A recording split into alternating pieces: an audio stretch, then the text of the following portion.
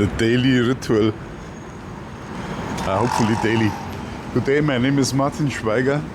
I'm a patent attorney in Singapore and also a powerlifter. And I take you with me on my daily walk. Horrible.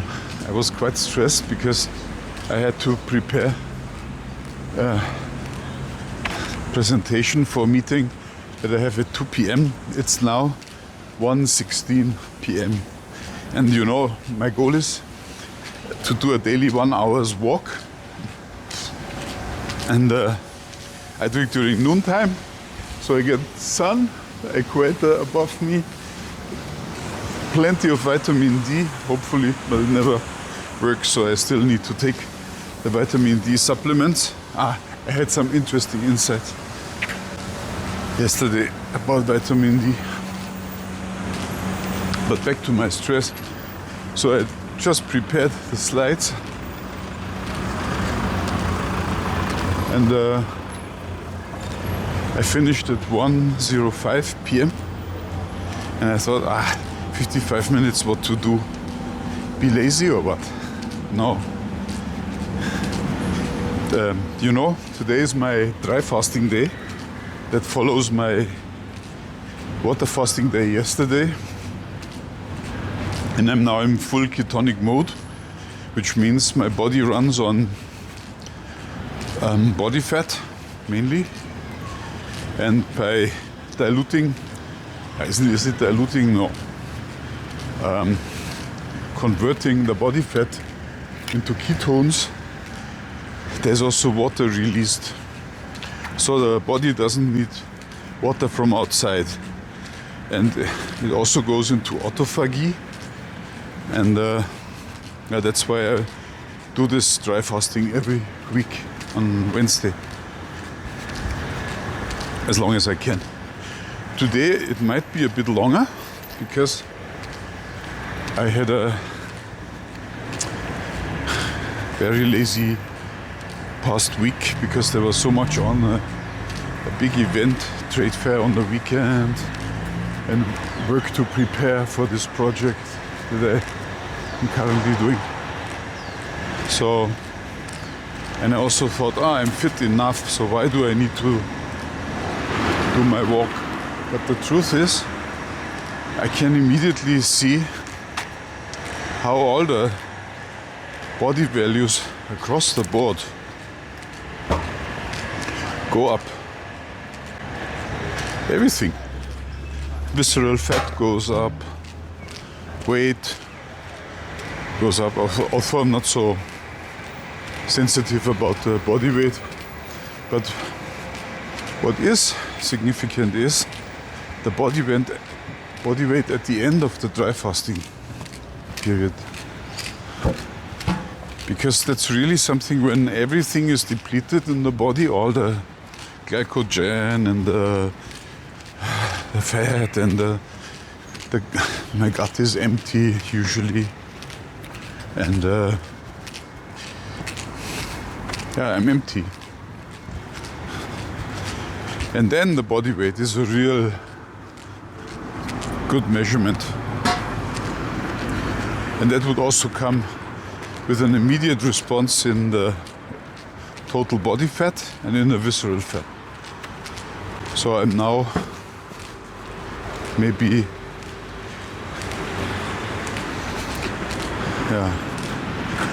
5% above my so far lowest. So visceral fat I had, I believe, as low as 19.0 or 19.5 on my balance, and it was this morning 20.0. I try to get it below 20 by the end of today. That would involve more dry fasting and of course more walk later, because I can only afford half an hour walking.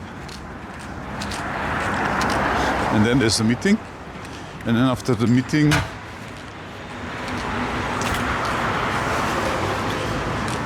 maybe I need a nap because last night's nap was so short. But now back to the visceral fat in the measurement. I told you about a good friend of mine who also bought a smart bathroom balance. And this guy is as skinny as you can imagine. And his visceral fat measurement value is 15. Well, it should be something below 10 or so. And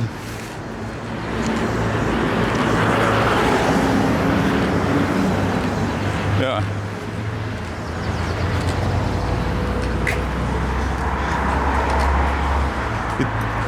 To me, honestly, I don't think it makes sense to compare the measurement values between different people, because the body weight and all the other are so individual and follow a differential equation, and is a momentary snapshot. It doesn't make sense to compare that from human to human. It should always be seen on an individual basis. So for me, it's clear I want to get much lower with my visceral fat, and I can also see, I made a nice discovery. There's a new platform on the internet. It's free, AI of course. It's called Open Evidence, and it is a medical scholar article platform, medical studies. And it is essentially a large language model, generative AI. And it's trained with scientific articles and updated. And that thing is amazing. It's not essentially made for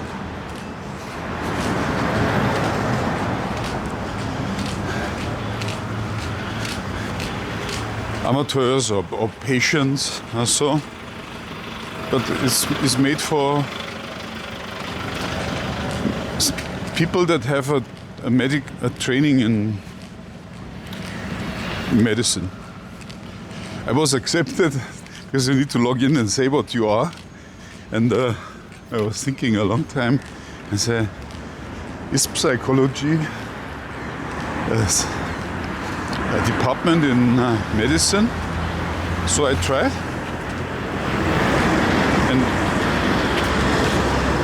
they wanted to have some proof of evidence, and then, yeah, you know, I'm a patent attorney, right? But I studied psychology,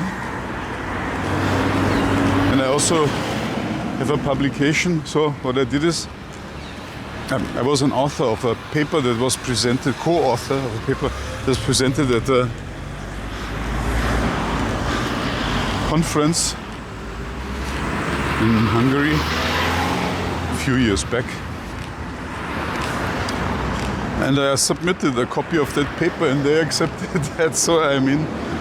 And 40% of the US doctors use it daily. And when I played around with it, I can really understand it. You know what? That I have trained my own custom GPT with metabolic health publications and books and other stuff. And it helped me a lot in fighting my originally diagnosed metabolic syndrome with practical advice. But when I started to chat with this other device, the open evidence, I found out that there are some really distinct differences between what I do and how science in medicine works.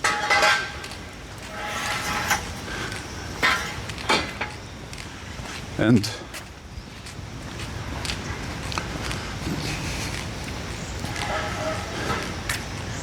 yeah, essentially, while many of what I do and recommend is also supported by the open evidence AI quite a lot is put into question marks because they always say further studies would be needed and say, yeah, we heard that and this so and so and so and so. Well, for us athletes, it's very simple. If it works, it's good. And you can immediately see that it works. And then my question is, why would I not do it if it works? Just because a medical doctor says that it's not scholarly proven in a blind experiment with whatever. Yeah, okay, nice.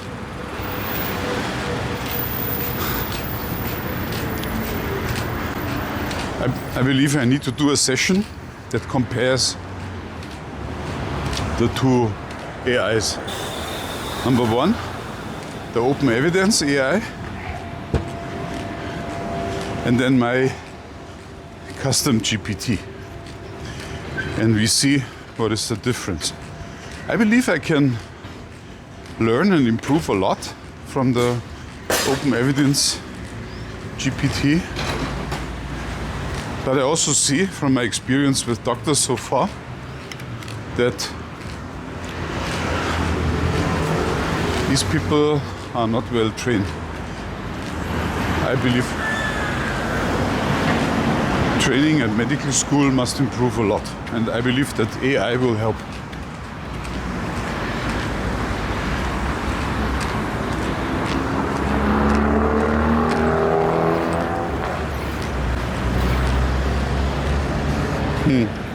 Yeah, that reminds me. I was very much interested at a very early age of 26 in differential diagnosis. And I even wrote a program for that.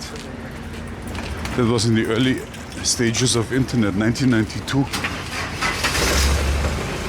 And now, 33 years later, this is... it smells good. This is reality. I believe training will improve a lot for medics. And also for us patients, it would help. Because if you're really interested in getting healed, then you would take things into your own hands and spend hours with a language model, discussing your symptoms and your questions and getting insight in how your body works.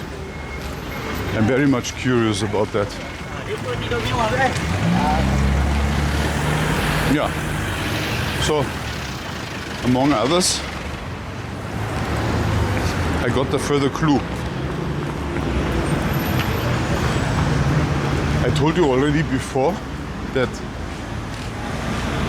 when my metabolic syndrome was diagnosed by high blood sugar, diabetes 2, high blood pressure, high thyroid, high everything. There was also a low vitamin D, and the doctor tried to give me some tablets.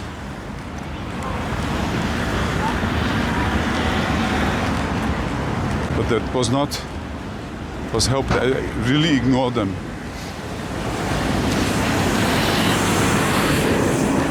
Because I didn't believe him. But then I read somewhere or watched on YouTube that vitamin D is so important, and I started that. And there's even a series of articles on my personal website, iplawyertools.com, where I describe my efforts and the success and how it works. So I believe I should have started the vitamin D together with treating the diabetes. Big mistake to wait. And now I'm 2 years into taking vitamin D supplements, and I have quite an exciting journey behind me and I'm currently at 15,000 IUs, international units, per day. My body weight is today 105 kg, so it's quite a lot. It should only be 4,000 or so. And I know that I can take it because I do measurements of my blood. And it says that if the vitamin D goes from 0 to 120 or 150, where 0 is something that you shouldn't have because you shouldn't need vitamin D, and 150 is too much, that would lead to kidney problems and calcifications in your blood vessels. So with the 15,000 I just get to values of in the 70s or 80s. So, and nobody could answer my questions about that until yesterday, when I started discussing with the open evidence AI, and I found a long list of things that I need to check in differential diagnosis. And I will. Some of the data I have already, like I made a DNA test last year, and what I need is to get the raw data.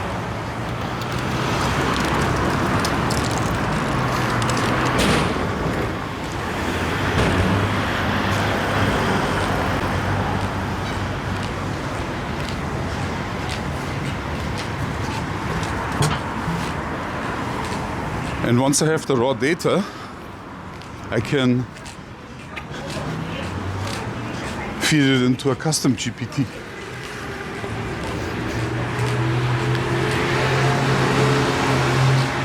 And evaluate it. So, in very short words, what I have is vitamin D resistance. Sounds like insulin resistance, and I believe it's the right expression because it's neutral about the possible reasons for that.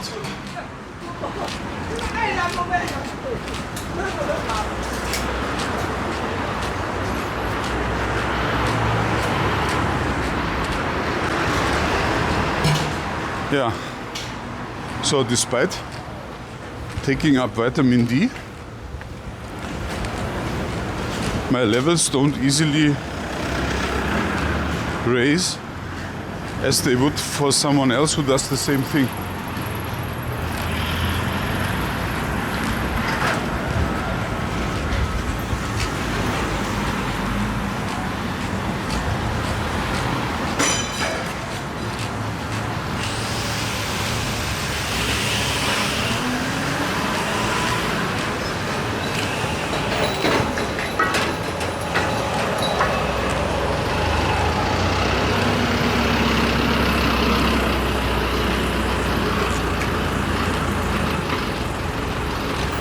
And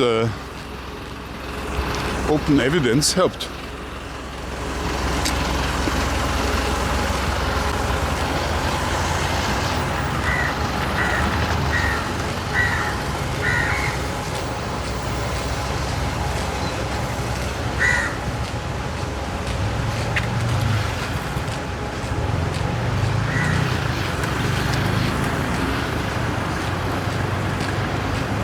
Useful tool, really powerful.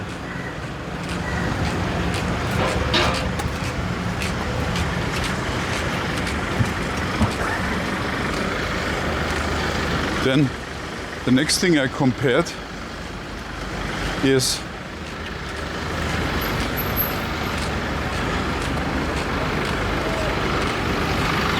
my way to repair. Number one, to find out whether my gut needs repair, and if yes, then repairing. And what I learned from open evidence is that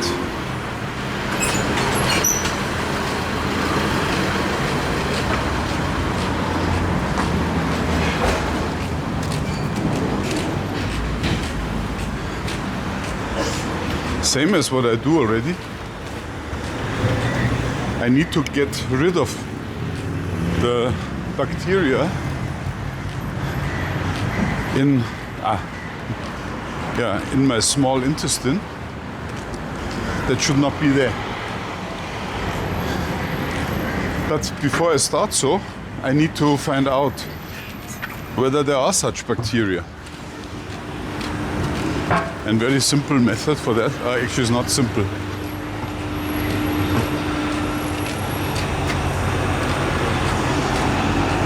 But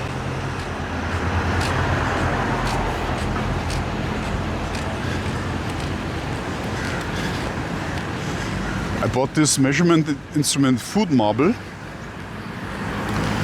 and the food marble is a breath analyzer. I already have a breath analyzer for ketones, actually for acetone. I talk about it all the time, but now I have also one for methane and hydrogen.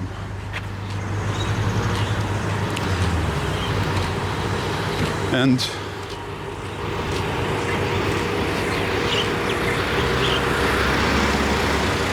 the test is the following.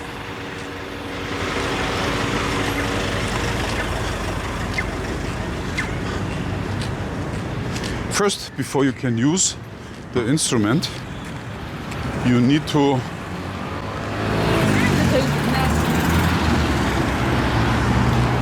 create a data set that is called your baseline. And then over a period of time, you need to measure during the day what your breath is.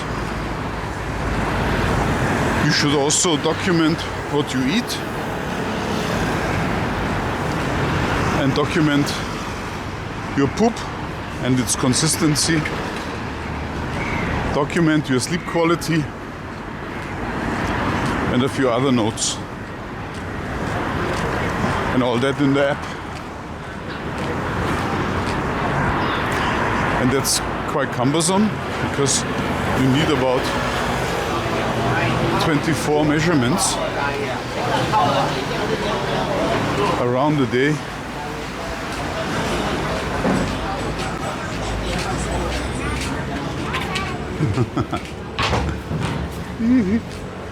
Welcome to Gelang.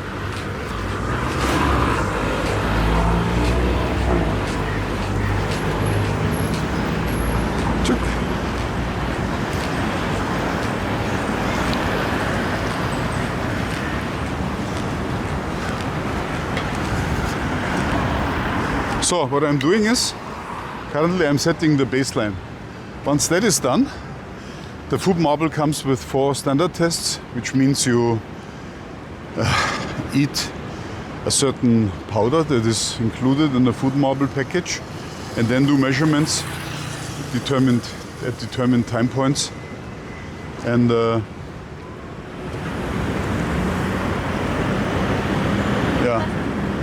and also there's a way to measure, a simple way to measure whether you have the bad bacteria in your gut.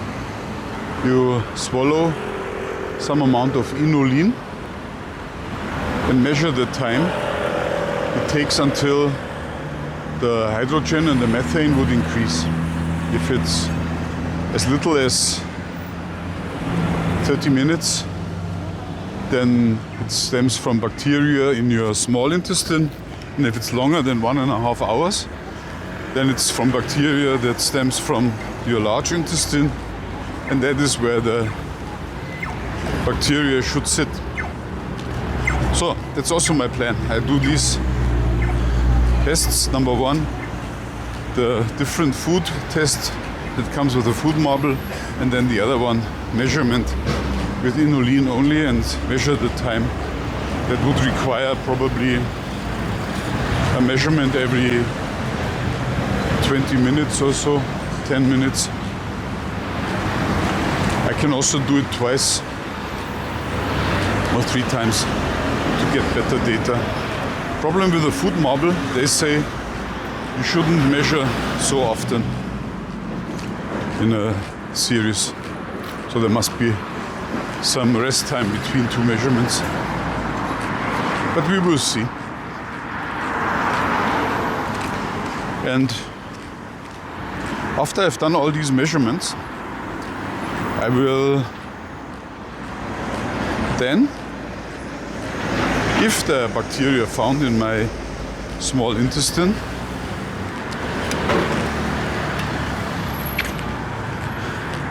kill those bacteria. And there are 2 ways I found. The first one is you use herbal medicine.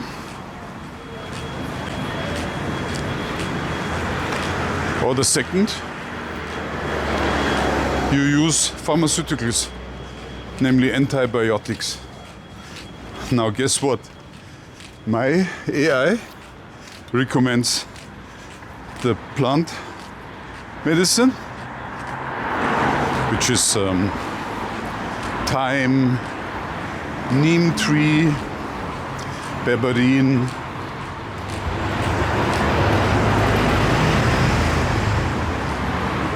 clove, cinnamon,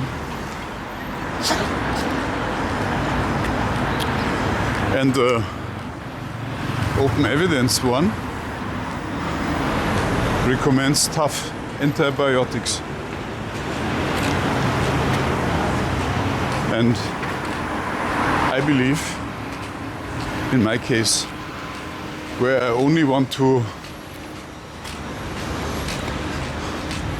improve my health, but I don't have symptoms of an illness, I will not go for the pharmaceuticals. That may change when there's a need for saving my life, but not for the pure assumption that I may need to improve my gut. And after that, you would eat healthy pre- and probiotics, which I do anyway, because I have my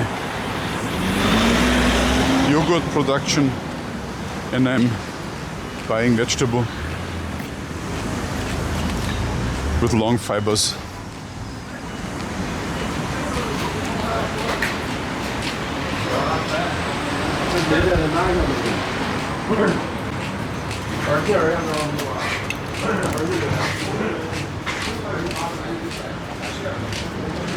So that's my plan.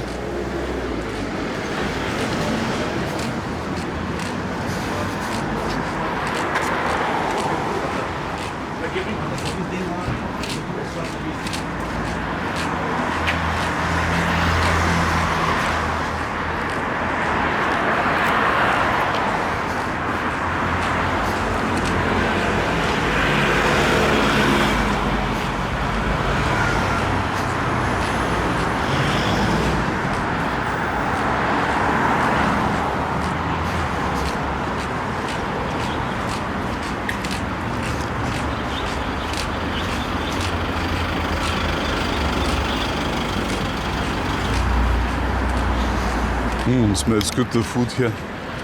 But I must say, being in full ketonic mode, I'm not hungry. And my brain is also not foggy. A little bit now, after walking for 30 minutes in the hot sun, but it's still bearable. I can see my house already over there, so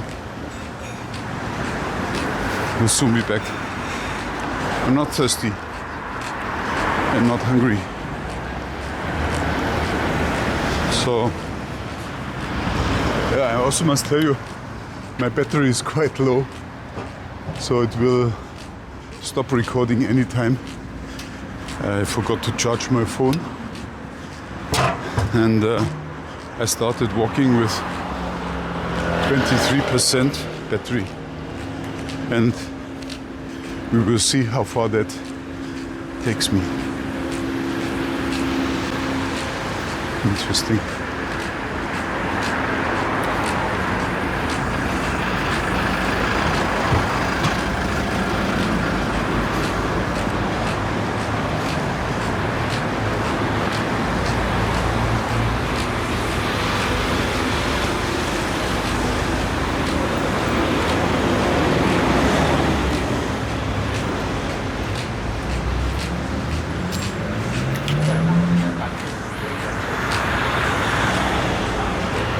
Actually, I need to show you something I saw.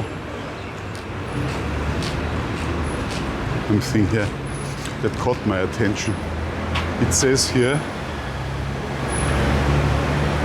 health warranty. And then I only realized this is a veterinarian's clinic. I thought that someone would sell health warranties for humans. Although, I must say, a health warranty is a much better expression than health insurance.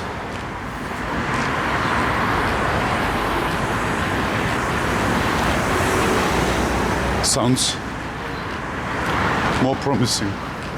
But of course, if you have a cat, I assume the doctors would also have some data where they can look up the life expectation.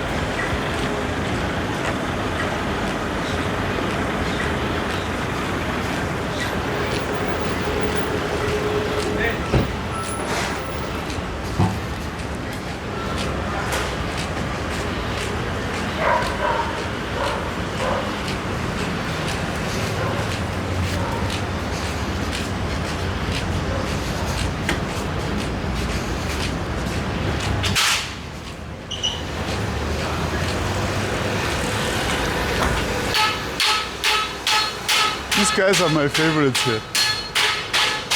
I love the steel that they have. Yeah.